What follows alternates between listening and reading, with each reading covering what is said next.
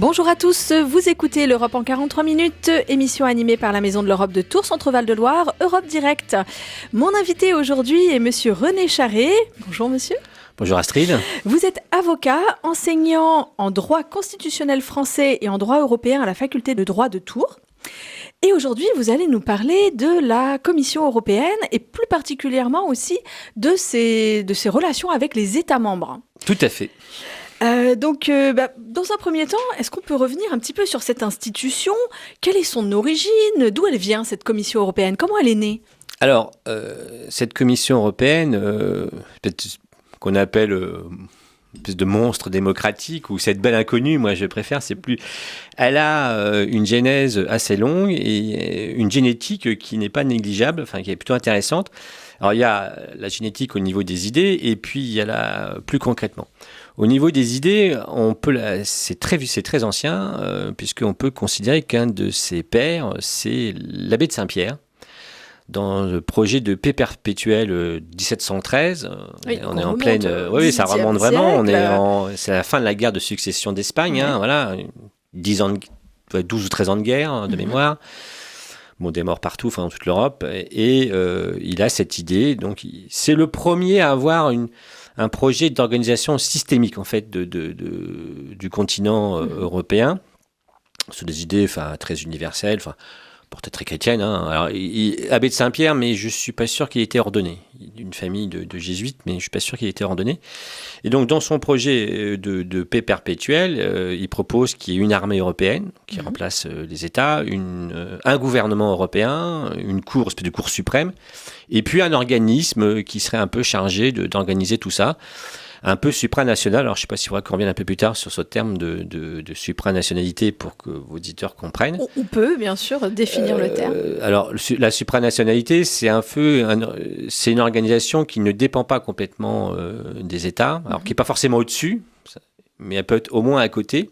À peu près équivalente au moins équivalente, et surtout avec cette notion d'autonomie et d'indépendance par rapport aux États, si je peux faire très très vite. Et dans les organisations, par exemple, supranationales, les votes, ils ne seront pas forcément lus à l'unanimité, mais plutôt à la majorité.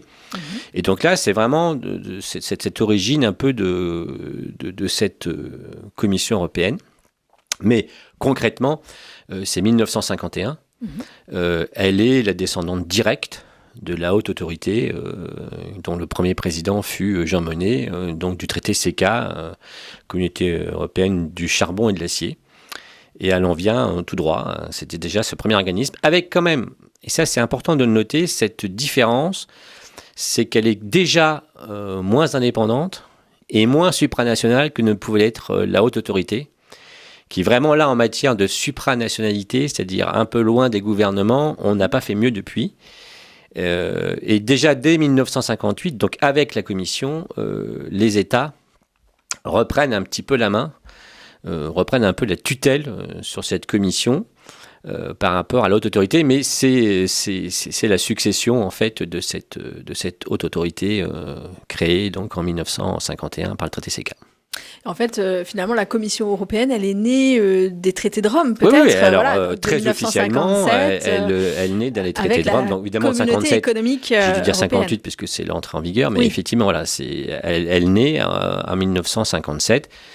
C'est une des trois grandes, des quatre grandes institutions dès le départ, avec alors l'Assemblée parlementaire, qui deviendra le Parlement européen, qui est l'institution qui a le plus évolué depuis, qui a vu ses compétences, sa légitimité considérablement augmenter.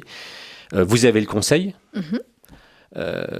Alors, peut-être que l'auditeur va me parler du Conseil des ministres. Oui, c'est plus simple peut-être. Qu'il n'y aura pas de confusion. Et puis, avec la Cour de justice, voilà, les grandes institutions de base, elle est là depuis l'origine.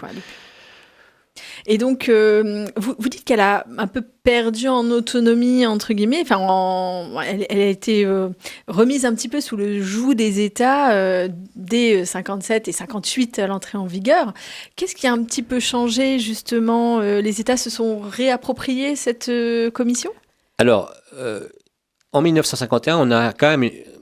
c'est réservé charbon-acier. Donc, c'est quand même déjà les communautés... C'est beaucoup plus limité. C'est limité, c'est assez technique. Donc les États n'y voient pas trop d'inconvénients à ce qu'une organisation donc un peu supranationale qui leur échappe un peu puisse diriger tout le système. 57, on reste sur les questions économiques, mais de façon beaucoup plus large. Et donc là, les États aiment quand même à reprendre un peu la main ou un espèce de droit de regard, alors qui va être plutôt sur la façon dont le Conseil va voter, dont ça va s'organiser les relations entre la Commission et ces marges de manœuvre qui sont un peu moins grandes que ne l'étaient en 1951.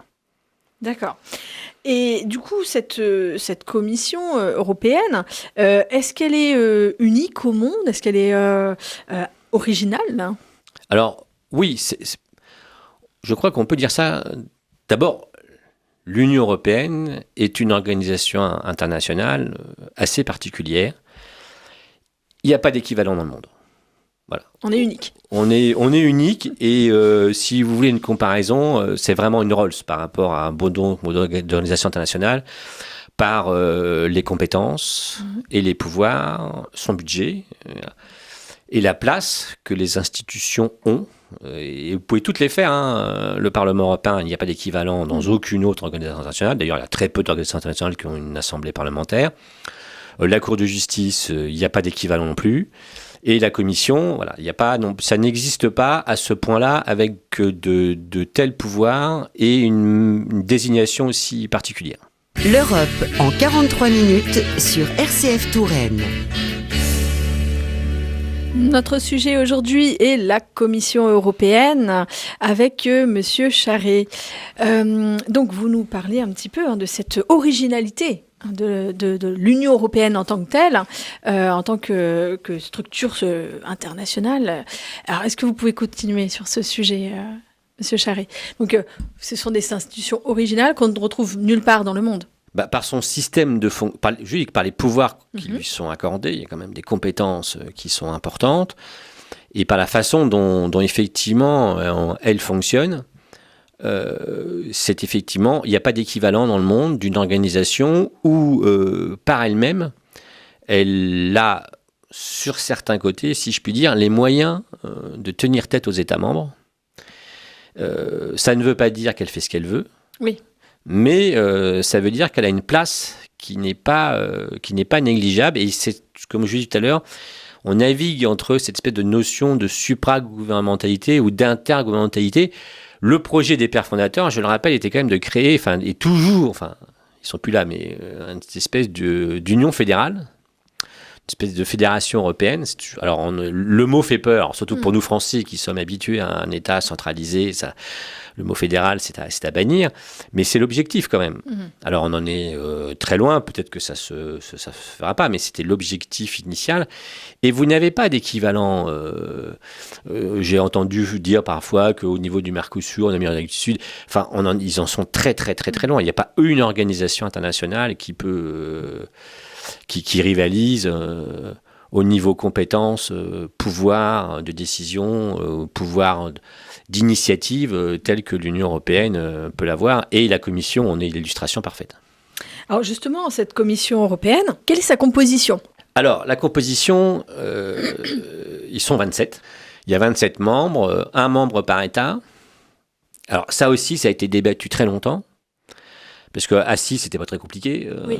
Pendant très longtemps, jusqu'en 2005, il y avait même un peu plus de commissaires que d'États, puisque les grands États avaient droit à 2 commissaires, la France, l'Allemagne, le Royaume-Uni, je crois qu'il y avait l'Italie, puis le 5e c'était l'Espagne, je ne sais plus. Ils avaient le droit à 5 commissaires, mais plus on s'élargissait, et puis évidemment, ça a commencé à faire beaucoup, beaucoup de monde. Et donc, on a décidé de réduire. Donc, on est passé... Alors, ça a déjà été un psychodrame. Il a fallu que les 5 grands acceptent d'abandonner un commissaire. Un pays comme la France, se dire je vais avoir un commissaire comme Malte et comme la Belgique. Bah oui. Hein. Et on devait même diminuer encore, puisque il est prévu depuis 2014, vous voyez, donc ça fait 10 ans qu'on ne devrait plus avoir autant de commissaires que d'États, puisque il était prévu qu'il y ait à peu près le nombre de commissaires soit équivalent à peu près aux 2/3 du nombre d'États, ce qui devrait nous emmener aux alentours de 18-19 commissaires. Mais les petits États, là pour le coup, c'est pas nous, ont vraiment insisté. Après, au moment du traité de Lisbonne, l'Irlande, après un premier référendum de refus, a réussi à imposer aussi le fait de pouvoir garder un commissaire. Donc aujourd'hui, on en est là. On en est à un commissaire par État. Donc ils sont 27. Vous avez un président. En l'espèce, c'est une présidente. Vous avez 6 vice-présidents, dont le haut représentant pour les affaires étrangères. Et puis, vous avez le reste, c'est-à-dire 20 commissaires, un par État. Et ils ont un mandat de 5 ans, avec un mode de désignation qui est assez compliqué, mais qui est relativement démocratique. Contrairement à ce qu'on pourrait entendre. Contrairement à ce qu'on pourrait entendre. Alors, ça se fait en plusieurs étapes. La première étape, ça concerne le président, qui est proposé. Alors, c'est un accord commun entre les chefs d'État et de gouvernement, qui normalement sont censés tenir compte du résultat des élections du Parlement européen. En clair, au Parlement européen, il n'y a pas un parti majoritaire, c'est une coalition. Donc en général, le candidat au poste de président de la Commission est issu de la coalition majoritaire. Ce qu'on appelle le Spitzenkandidat, un terme très allemand. Spitzenkandidat. Merci pour mon accent. Et alors c'est comme ça que normalement ça devrait fonctionner. C'est manifestement pas la tasse de thé du président Macron qui depuis 2017 se dit non, on va pas faire comme ça. Bon, ça revient à peu près de toute façon au même. Donc le Conseil européen, donc les 27 chefs d'État et de gouvernement se mettent d'accord sur un nom. Cette personne est présentée au Parlement européen. Mais il n'y a pas d'autres candidats possibles? Parce que j'avais assisté à des petites auditions aussi avec d'autres candidats, par exemple du SED, donc le parti plutôt social-démocrate. Il y avait plusieurs candidats, 3-4 je crois, qui justement parlaient et donc... c'est un peu ce que je vous expliquais, c'est-à-dire qu'ils sont issus donc des différentes coalitions. Partis, et c'est au final le Conseil européen qui choisit normalement celui qui au moins se fera adoubé par le Parlement européen. Donc le Parlement européen opère un premier vote en quelque sorte pour quelque part ratifier la candidature proposée, mais on n'est pas au bout. Après arrive le temps des commissaires. Alors là, chaque État propose le sien. Et là, il y a un vrai travail entre le ou la future présidente et les États, c'est-à-dire que officiellement, elle peut dire non. Officieusement, ça se fait pas. Enfin, ou du moins, ça se fait dans les couloirs. Mais c'est elle, par contre, c'est le président qui vraiment organise sa commission. Donc ça, c'est qui répartit les postes, les compétences des uns des autres. Ça, c'est vraiment le travail. Ça montre que c'est la présidente n'est pas ce qu'on appelle inter pares. Les primus inter pares. C'est vraiment pas elle n'est pas vraiment une commissaire parmi d'autres. Elle est vraiment la présidente. Voilà. Une fois que ça s'est fait, tout le monde retourne devant le Parlement européen. Et là, ça ne rigole pas trop. Chaque commissaire est auditionné. Et ce sont des auditions qui sont extrêmement difficiles, qu'il faut qu'ils soient très bien préparés. Il y a 3 gros critères qui sont pris en compte. Le premier critère, c'est la compétence, dans le domaine sur lequel, donc, si vous êtes commissaire d'agriculture, il vaut mieux savoir de quoi vous parlez. Il y a à la fois votre indépendance et un peu votre probité personnelle. Et puis, il y a l'attachement que vous avez à la construction européenne. Et depuis que cette procédure existe d'audition, il y a eu depuis 1995... me semble-t-il, si ma mémoire ne me fait pas défaut, il y a eu 7 rejets, dont une française. Oui. Sylvie Goulard, en 2019. Voilà. Mais alors, cette histoire est assez intéressante parce que le président Macron a été prévenu. On lui avait dit, pas elle.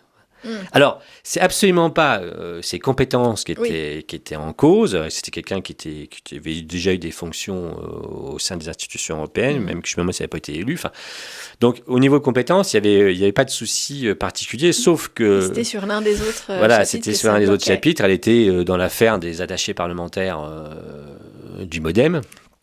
Et pour les députés d'Europe du Nord, ça passe pas.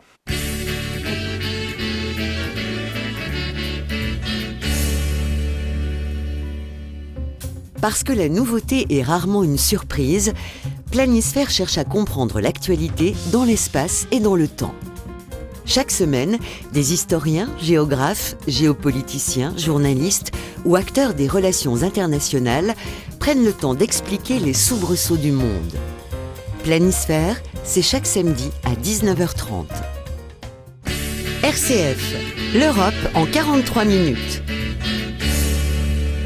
L'Europe en 43 minutes, aujourd'hui, est notre sujet est sur la Commission européenne avec Monsieur René Charest. Donc, vous nous parliez, Monsieur Charest, du rejet de Madame Goulard, de Sylvie Goulard, par les députés européens.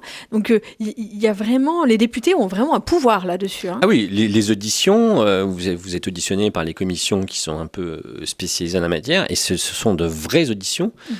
Il y a deux points de comparaison. Vous avez les auditions du Sénat américain pour les nominations présidentielles. Et là non plus, là-bas, ça ne rigole pas. Et puis, alors, vraiment à côté, à l'autre bout de l'échelle, vous avez les commissions parlementaires françaises, par exemple, pour la désignation des membres du Conseil constitutionnel, où c'est une gentille plaisanterie, on vous invite à prendre un café, etc. Enfin, c'est hallucinant, il faut aller les écouter. Enfin, je ne veux pas être trop méchant avec nos députés, mais...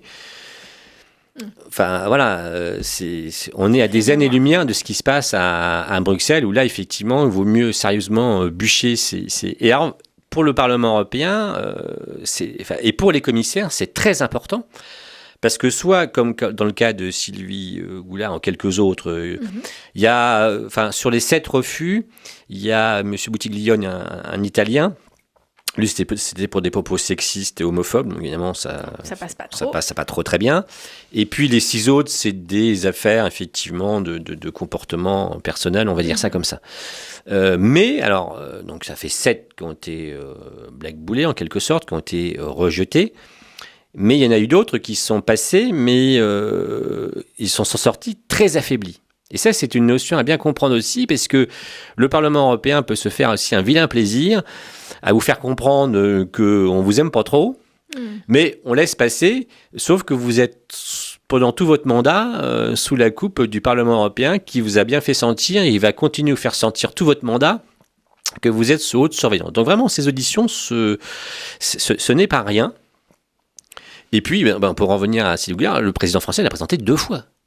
Et la commission spécialisée l'a 2 fois. La première fois, on lui a dit, écoutez, vous revenez, on va pas voter là, mais c'était déjà un signe. Voilà. Et sur le deuxième, il y avait vraiment un risque.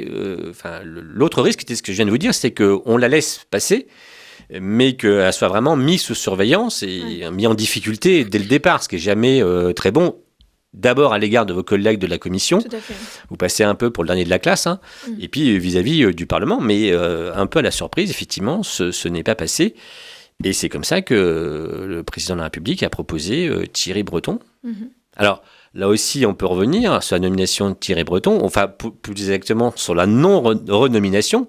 Quand je vous disais tout à l'heure de l'importance de la présidente, tout le monde sait que les relations avec Thierry Breton étaient très mauvaises, puisqu'il a son caractère, ce qui est plutôt une qualité. Alors, Ursula von der Leyen a aussi le sien, ce qui est aussi une qualité, surtout pour les postes qui sont concernés. Mais bon, manifestement, l'entente n'était pas parfaite. Et elle a clairement fait comprendre à l'Élysée que, voilà, c'était... Et bon, sans dévoiler de secret, on peut supposer qu'à l'Élysée, ça gênait pas trop non plus voilà. Donc c'est comme ça que Thierry Breton a été aimablement prié de présenter sa démission pour qu'on sauve les apparences à peu près de tout le monde et qu'on a changé donc voilà un peu sur la nomination. Et ensuite, ce n'est encore pas complètement fini. Donc le Conseil européen accepte cette composition et le Parlement européen investit au final la Commission par un vote solennel. Voilà, donc la présidente se fait élire. Là, Ursula von der Leyen s'est fait réélire. Et c'est la plus mauvaise élection depuis très longtemps, je crois, depuis que la procédure existe. Elle a une majorité, mais pas non plus... pas une majorité écrasante. Pas phénoménale. Je crois qu'elle a eu à peu près 400 voix, sur 700, un peu plus de 700. Donc voilà, mais elle a été réélue, donc à la majorité absolue. Et derrière, le collège, en quelque sorte, la commission, est également investie complètement, c'est assez compliqué d'expliquer que ce n'est pas démocratique. Oui. Ou qu'il n'y a pas de légitimité. Parce que les députés, encore une fois, il faut le rappeler, représentent les citoyens qui les ont élus directement au suffrage universel direct dans toute l'Europe. Avec une élection qui a eu lieu 2 mois avant. Une simple petite comparaison. Je n'ai pas l'impression que le gouvernement, le Cornu 1, 2 ou 3 ou 4, on ne sait plus où on en est, ait été investi par le Parlement. Ah non. Je ne pense pas que les gouvernements précédents, depuis 2022, je ne suis pas sûr qu'il y en ait un qui ait reçu d'investiture. Et aucun ministre français ne passe devant les commissions parlementaires où on vérifie ses compétences et tout le reste. Et je vous assure, vraiment, les auditions au Parlement européen, ça se retrouve, vous pouvez trouver ça sur Internet, c'est vraiment pas des moments plaisants pour les commissaires. Donc voilà, ça n'empêche pas qu'il peut y avoir des couacs après. Mais vous avez une commission qui est légitimée. Votre émission sur l'Europe, c'est l'Europe en 43 minutes sur RCF. Nous parlons aujourd'hui de la Commission européenne avec Monsieur René Charret. Alors, cette Commission européenne, on a vu un peu comment elle avait été son origine, comment elle a été, enfin comment ses membres sont désignés. C'est très intéressant. Et quelles sont ses attributions ? Alors, je vais essayer de condenser parce que ça peut durer, ça pourrait durer. En fait, il y a 3 grandes missions. Encore une fois, tout ça se trouve dans les traités. C'est l'article 17. Pas n'importe quoi. C'est l'article 17. Alors, au niveau européen, les institutions, ça c'est vraiment quelque chose qu'il faut entendre, qu'il faut bien comprendre, n'agissent que en fonction des compétences que leur donnent les traités. C'est un peu entre guillemets le code civil. C'est plus que ça. C'est plus que ça. C'est vraiment le cadre législatif. C'est vraiment la Constitution et la Cour de justice là-dessus est extrêmement pointilleuse. Voilà, donc ils ne peuvent agir que dans le cadre des compétences que leur donnent les traités. Et je rappelle que les traités sont négociés, signés et approuvés par les États membres. D'accord, voilà. Bon, on reviendra après sur la relation. Alors, il y a 3 grandes séries d'attributions. La première attribution, c'est un organe d'initiative. Voilà. Donc, les textes, ouais. Tout texte qui va être adopté au sein de l'Union européenne aura une initiative de la Commission. Donc c'est elle en fait qui va proposer les textes. Alors, et c'est un quasi-monopole. Quasi parce que elle a tendance un petit peu à le perdre, mais voilà. Il me semble qu'il peut y avoir des propositions du Parlement européen, du Conseil, voilà. qui peuvent venir, mais techniquement, juridiquement, c'est la l'initiative, on reviendra après sur les relations avec les États, de toute façon, concrètement, ça se passe un peu différemment, mais c'est elle qui a l'initiative du texte, du début à la fin. C'est-à-dire qu'elle peut, jusqu'à très tard dans la procédure, retirer sa proposition si ça ne va pas, si ça ne lui plaît pas, si les amendements à proposer modifient trop le texte. Donc elle a un vrai pouvoir d'initiative, y compris pour le budget, y compris pour les accords commerciaux. Mais encore une fois, les accords commerciaux, elle ne va faire des propositions que sur les instructions qui vont lui être données. Peut-être qu'on y reviendra tout à l'heure avec le dernier accord et pour tout type de négociation. Donc elle a un pouvoir vraiment d'initiative qui est très important. Et quand on parlait tout à l'heure de l'originalité, vous ne trouverez ça dans aucune organisation internationale mondiale qui puisse avoir ce pouvoir. C'est un vrai pouvoir. Parce que effectivement, les autres institutions ne travaillent que sur le texte que la Commission leur propose. Oui. Donc, et elle a le droit de ne pas les proposer, enfin, voilà, y compris à l'initiative, bon, on ne va pas rentrer, mais l'initiative citoyenne, la Commission a la possibilité de les prendre ou pas les prendre, il faut juste qu'elle justifie si elle ne veut pas le faire. Donc c'est vraiment un point extrêmement important. C'est vraiment là, dans sa position un peu d'organe pivot, c'est son premier travail. Ensuite, elle est un peu la gardienne des traités, c'est-à-dire que c'est elle qui veille à ce que tout le monde l'applique. Quand on dit tout le monde, ça veut dire les États, et ça veut dire aussi les autres institutions. Comme le Parlement européen. Comme le Parlement européen, le Conseil d'ailleurs, Mhm. pour ceux que ça intéresse, la jurisprudence, vous avez plein d'affaires, commission contre Conseil, commission contre Parlement, voilà, donc tout ça à la fois travaille ensemble et puis tout ça se surveille, Ouais, voilà, donc non mais pour la répartition des compétences, donc elle veille à l'application, y compris des États, et elle n'hésite pas à leur taper sur les doigts quand il faut, et si ça va pas, tout ça se termine devant la cour de justice. Quand un pays ne fait pas, ce qu'on appelle un arrêt en manquement, par exemple, voilà, quand l'État ne fait pas ce qu'il doit faire, eh bien, elle se retrouve. C'est elle, c'est sur son travail de veiller. Ça fait partie de l'indépendance qu'on attend d'elle et qu'on attend de ses membres. Pas toujours évident, mais voilà. Et puis, des dernières grandes fonctions, c'est qu'elle exécute une partie de ses décisions et elle veille à l'exécution de ces décisions. Parce que bien souvent, l'application, ça passe principalement par des textes d'application. D'accord. C'est-à-dire que la commission n'a pas le personnel Pour exécuter. L'exécution passe par des textes d'exécution. Qui ensuite vont être exécutés dans les États par membres, voilà, par les agences. Par les gouvernements. Elle a quasi pas.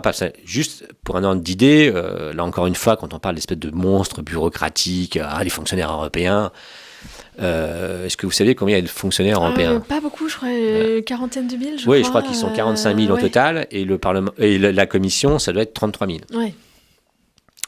J'ai vérifié, Paris, je crois que c'est 55 000 fonctionnaires.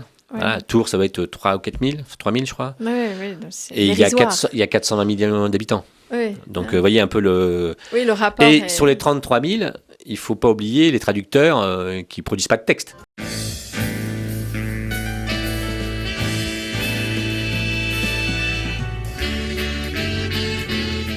RCF à Amboise, 100.4, à Cheverny, 96.4. RCF, l'Europe en 43 minutes. Nous sommes de retour avec Monsieur Charret après ce très beau morceau de Leonard Cohen, The Partisan. Pourquoi vous l'avez choisi d'ailleurs, Monsieur Charret ? D'abord parce que je trouve la chanson très belle. Elle est très chouette. Et puis,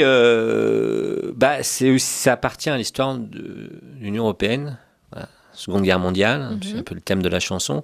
Et moi, il y a un texte qui me bouleverse, c'est le mouvement de résistance, le mouvement européen de résistance, qui en 1940, alors ça a pris plusieurs années, mais en 1944, je crois, de mémoire, ça va être le 7 juillet, sort un manifeste, le discours proposant une fédération européenne. Bon, on n'exagère rien.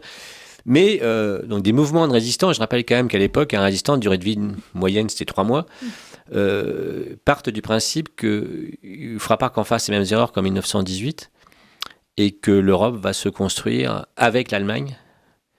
Et je trouve que il y a un message là, qui est énorme. Et on peut faire tous les reproches qu'on voudra, et je ne serai pas le dernier à en faire s'il faut, à l'Union européenne. Depuis 80 ans, nous sommes en paix. C'est déjà beaucoup. Donc revenons un petit peu à nos moutons après ce beau message.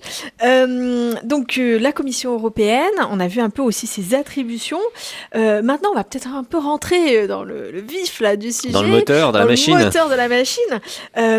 Comment elle fonctionne, cette commission, avec les États membres ? Quelles sont ses relations ? Comment elle travaille avec les États membres ? Vous avez déjà donné quelques aperçus tout à l'heure, mais voilà, est-ce que vous pouvez nous en dire un petit peu plus ? Il faut être très clair. Ce n'est pas, tant pis si je ne me fais pas des amis, ce n'est pas une espèce de monstre bureaucratique loin de tout, à Bruxelles, qui décide de tout, qui fait tout. On est à des années-lumière de cette vision. Alors, j'expliquerai, si vous voulez, après un peu l'origine de cette vision. C'est pas comme ça que ça fonctionne.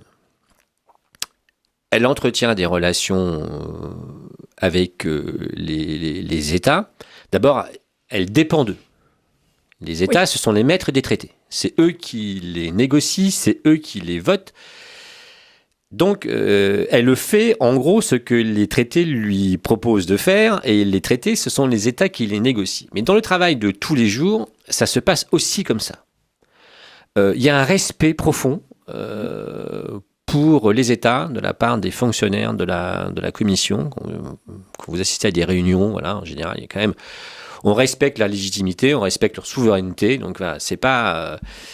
Mais elle doit aussi se montrer indépendante. Elle a aussi pour fonction de défendre l'intérêt des Européens, de la communauté. Et les intérêts de la communauté, c'est pas forcément les intérêts français. Ça, ouais. Voilà. Parce que nous, on adore l'Europe pour peu qu'elle soit française. Je vous conseille la lecture de la biographie de Jean Lacouture, général de Gaulle, 3 volumes, 2200 pages. Mais il avait trouvé une très bonne définition de l'Europe gaullienne et pas gaulliste. Je ne confonds pas, il dit il faut une Europe tricolore. C'est un peu notre idée, un peu qu'on a, nous, tant que ça fonctionne. Et puis dès qu'elle est plus très favorable à ce qu'on pense, à ce qu'on décide, ça va pas. Non. Les relations fonctionnent vraiment. Alors, ça va pas, ils vont pas toujours dans le même sens, mais elle est dépendante et vraiment quelque chose qu'il faut que tout le monde comprenne bien. À la fin des fins, ceux qui décident, ce sont les États, pas la Commission. Ça, c'est important de le rappeler. Ça, c'est vraiment essentiel. C'est pas ce qu'on entend. C'est pas ce qu'on entend et c'est pas ce qui se passe. Alors, déjà, ce qui se passe, c'est que la Commission, les institutions évite au maximum de laisser des États sur le bord de la route. C'est-à-dire que 26 États contre la France, ça n'existe pas. Idem, 26 États contre l'Allemagne, même 26 États contre Malte, ça n'existe pas. Voilà, on fait vraiment en sorte, c'est ce qui explique déjà pourquoi est-ce que des fois des textes sont très longs. Alors des fois, il faut quand même arriver au vote et vous êtes dans une minorité, mais on aura vraiment tout fait et la Commission, c'est aussi sa fonction de tout faire pour plaire au plus grand nombre. Donc, c'est pas sa vocation d'être dans un rapport de force. De toute façon, elle sait qu'au final, le rapport de force, elle le perdra. Voilà. Ça, c'est vraiment quelque chose qu'il faut avoir à l'esprit. Elle est en plus très demanderesse d'idées, de textes. Il ne faut pas croire que ça vienne... et souvent, les États proposent. Voilà. Alors, tout ça, ça se fait dans les couloirs. Évidemment, ça ne se fait pas sur les plateaux de télévision. Et donc, les gens ne savent pas. Mais souvent, j'ai une anecdote, si je peux me permettre. Allez-y. Sur une directive, alors j'en ai deux, mais au moins la première, la directive, c'est fin des années 80, début des années 90. Le fromage au lait cru, qui a failli créer une guerre en France, quand même. Les fromages, un pays des 365 fromages. Et sauf que dans le traité, vous avez un fameux article 36, vous savez, c'est la libre circulation des personnes, des marchandises, des capitaux, des services, mais c'est pas la jungle. Donc tout ça est très réglementaire, c'est ce que j'essaye d'apprendre à mes étudiants. Et il y a un article 36 qui permet quand même aux États de limiter cette libre circulation pour des raisons de santé publique, d'ordre public. Sauf que ce sont des notions qui sont assez vagues. Et quand vous avez de bons juristes et que vous avez un peu de mauvaise foi, vous arrivez toujours à bloquer. Voilà. Et on s'était rendu compte que certains fromages étaient bloqués dans les bonnes périodes de l'année, avant Noël, etc. Voilà, on expliquait qu'on allait empoisonner les gens. Et la France a dit à un moment donné, ça suffit. Il faut arrêter ça. Donc, je vais demander à la Commission de faire une directive sur les fromages. Voilà. Système de pasteurisation, enfin toutes les règles sanitaires, etc. Comme ça, une fois qu'on aura un texte, on ne pourra pas nous ressortir le fameux article 36 à tout bout de champ. La Commission travaille. Et le problème, c'est que la directive est sortie juste au moment de la ratification du traité de Maastricht. Et là, vous avez eu tous les grands chefs de cuisine qu'on a envoyés sur tous les plateaux de télévision, dire que c'était un scandale, que voilà. Et là, mais on voit bien comment ça fonctionne en fait. Oui. C'est que vous n'avez pas eu un ministre français qui est allé sur les plateaux pour dire on arrête les frais, c'est nous qui sommes à l'origine. Oui, mais non. Voilà. Non, bien sûr. Voilà. Et ceci étant, cette petite anecdote a failli quand même coûter le référendum sur Maastricht, parce qu'évidemment, tout ça est arrivé. Vous aviez les grands journaux de l'époque. Bien sûr, donc les gens vont se dire, non, c'est pas bon. On s'attaque à nos fromages, etc. Ouais. Voilà. C'est juste que la commission, vous imaginez bien qu'il y a un haut fonctionnaire à la commission, qui est quand même des gens qui sont diplômés, le niveau d'examen d'entrée, c'est à peu près le niveau de l'ENA. Donc, vous imaginez bien que le gars dans son bureau se dit pas, tiens, je vais faire une directive sur les laits crus, sur les fromages ou les crus, c'est pas son truc. Donc, on leur demande. Oui, bien sûr. Voilà. Ils le font, et en plus, quand vous leur demandez et qu'ils vous disent OK, la deuxième question qu'ils vous posent, c'est au fait, qu'est-ce que vous voulez que je mette dedans ? Ah oui. Donc en fait, c'est les États qui disent. Donc les États sont inventés. Les Anglais étaient très forts là-dessus. Ouais. Voilà. Bon. Donc ça montre un peu comment ça fonctionne. Et au final, ce sont les États qui décident. Voilà. C'est le Conseil des ministres qui, à un moment donné, vote accepte cette directive, puisqu'à l'époque, le Parlement n'avait encore pas les pouvoirs qu'il a aujourd'hui. Mais voilà, il faut bien comprendre dans les relations comment ça se passe. La Commission propose... Alors, elle a des défauts, hein. Comme toute administration, si vous laissez votre place, ça va effectivement en rajouter. Les directives sont souvent très longues, enfin, trop précises. Ça, c'est un avis personnel. Mais là, encore une fois, il suffisait aux États de dire vous nous rendez des textes qui soient plus courts, enfin, qui soient moins précis, de façon à ce que nous laisser un petit peu de marge de manœuvre. C'est le sens d'une directive. Hein. Oui. C'est que les États aient derrière une petite marge de manœuvre. Voilà, là, ils en ont quasiment plus, mais c'est parce qu'ils laissent faire. Et souvent par pure fainéantise. Enfin, on va avoir un texte tout fait, il suffit juste de le reprendre, on le transpose, terminé, hop, et on n'en parle plus. Voilà. Donc, il faut bien, il faut être très attentif là-dessus, sur la place exacte de la Commission. Et on peut aussi vous parler de ce qui s'est passé cet été avec l'accord commercial. Oui, avec l'accord commercial UE-Mercosur. Alors, il y a le Mercosur, et puis il y a l'accord signé, enfin, l'accord avec Donald Trump. Voilà. Pardon, Donald Trump, oui, avec les États-Unis. Voilà. Là-dessus, alors, peut-être que la présidente a commis une erreur en allant en Écosse, s'asseoir dans le beau fauteuil, là, bon, très bien. N'empêche que la négociation, c'est effectivement la Commission qui l'a menée. Mais elle l'a menée avec les États. Et il y avait qui pour s'y opposer ? Voilà. Ils étaient où les grands patrons français au mois d'août ? Vous les avez entendus vous dire ah là, c'est scandaleux, les 15%. Voilà. On peut ne pas être d'accord. Je ne suis pas d'accord. Mais voilà. À bout d'un moment, qu'est-ce que vous voulez qu'elle fasse ? Alors, elle nous explique les dégâts aussi. C'était limite. Ça s'entend. C'est-à-dire, voilà, c'était soit ça, soit une guerre commerciale. On avait les armes pour riposter. Il faut les utiliser. Mais pour les utiliser, il faut que quelqu'un décide. Ouais. Et en l'espèce, c'est pas la présidente de la Commission qui décide, ce sont les États. Donc, effectivement, ça a été assez maladroit, sans doute sur la communication, mais sur le fond, eh bien, il n'y a pas qu'elle qu'il convient de blâmer. Et on peut venir aussi 2 mots sur le Mercosur. Parce que là, à Bruxelles, je pense qu'ils tombent des nues. Faut rappeler, la genèse de ce traité, il commence quand même en 1999. Oui, donc c'est pas d'hier. On est sur un traité qui est négocié depuis 25 ou 26 ans. Bon, donc c'est très long. Alors, est-ce qu'aujourd'hui, ça va encore... On va pas rentrer dans ce débat-là. S'il faut attendre la 25e année pour voir que la France se réveille en disant « au fait, ça me plaît pas », parce que pendant des années, ils n'ont strictement rien dit. Voilà. Et... la preuve, hein, on est entre nous, le président est en train de manger son chapeau, puisque voilà, en 10 jours, il a déjà dit tout et son contraire, et le traité va être ratifié. Mais la Commission a négocié, mais elle a négocié sur un cahier des charges, et le cahier des charges qui fait des dizaines, voire des centaines de pages, il est donné par les États. Voilà. Alors, là où il y a une erreur, encore une fois, de com, mais c'est pas forcément uniquement à la Commission, c'est quand on vous explique, ouais, on va faire signer des accords qui vont être gagnant-gagnant, les win-win, ouais, moi j'ai horreur de ça. Non, mais vous avez un accord où, et sans jeu de mots, on va négocier des bananes, de la viande, des voitures. Vous comprenez bien que il y a forcément des 2 côtés de l'Atlantique, hein, des gagnants et des perdants. Bien sûr. Voilà, si on veut leur vendre des voitures, des fusées, des satellites, il faut qu'on achète. C'est comme ça que ça marche. Bien sûr. Alors, moi, je ne suis pas économiste, donc je ne veux pas aller plus loin, mais c'est comme ça que ça fonctionne. Et là, encore une fois, la Commission, elle négocie en fonction de ce que les États lui ordonnent. Et comme je disais tout à l'heure à propos de l'Europe française, la France est un peu seule, pour un tas de raisons, mais bon, ça serait peut-être pas le moment d'y revenir, elle est un peu seule, et surtout, elle est seule et très très tardivement.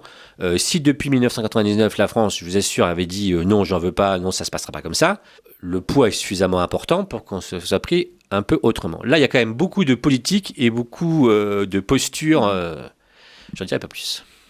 Du coup, juste pour conclure un petit peu, vous avez dit tout à l'heure que la Commission aussi travaillait étroitement avec les États. Il ne faut pas oublier qu'il y a des représentations aussi dans chaque État membre de la Commission européenne. En France, on a la chance d'en avoir 2.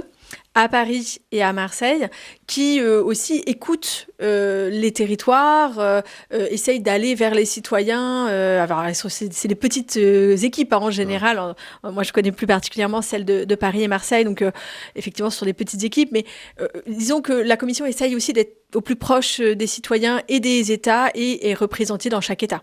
Tout à fait. Alors, ça, c'est un point aussi qui est très important. Bon, il y a une expression que je ne supporte pas, mais ceux qui le savent, c'est le fameux déficit démocratique. J'ai jamais compris ce que ça voulait dire. Mais il y a un vrai déficit de connaissances, un vrai déficit de communication. Et les institutions, alors, la Commission, par la maison, mais le Parlement européen aussi, ont des systèmes de représentation. Et ce qui est important au niveau de la Commission, c'est que l'information, elle circule, mais elle circule dans les deux sens. C'est-à-dire que, à la fois, elle essaie de se faire connaître, et c'est pas forcément facile. Je sais pas si on aura le temps de parler de l'Union européenne et des médias. On n'aura pas le temps. Voilà. Et pourtant, il y aurait beaucoup à dire. Mais elle essaie de se faire connaître, mais elle est aussi très, comme je l'ai dit pour les textes, mais elle est aussi très demanderesse d'informations. Et donc, il faut que ça remonte. C'est pas une administration hermétique et inaccessible. Il y a d'ailleurs beaucoup de consultations qui sont en ligne. Alors, le petit reproche qu'on pourrait faire, c'est qu'elles sont beaucoup en anglais. Oui. C'est vrai que ça, c'est un frein. C'est vraiment énervant de ce point de vue-là. Je suis tout à fait d'accord avec vous. Mais elles ont quand même le mérite d'exister, ces consultations. Et donc, tous les citoyens, en fait, ou les institutionnels, ou bien les entreprises, peuvent bien sûr faire remonter des propositions, des remarques, etc., lors de ces consultations. Et il y en a beaucoup, sur différents sujets très, très divers. Après, ça reste un mastodonte qui est difficile à faire bouger, mais ça, c'est le rôle de toute administration de cette taille-là. De cette taille-là, tout à fait. Eh bien, merci beaucoup, Monsieur Charret, pour cette très intéressante émission. Je vous remercie de m'avoir invité. Avec plaisir, et nous le referons certainement. C'était l'Europe en 43 minutes, émission animée par la Maison de l'Europe de Tours, Centre-Val de Loire, Europe Direct. Merci et à bientôt.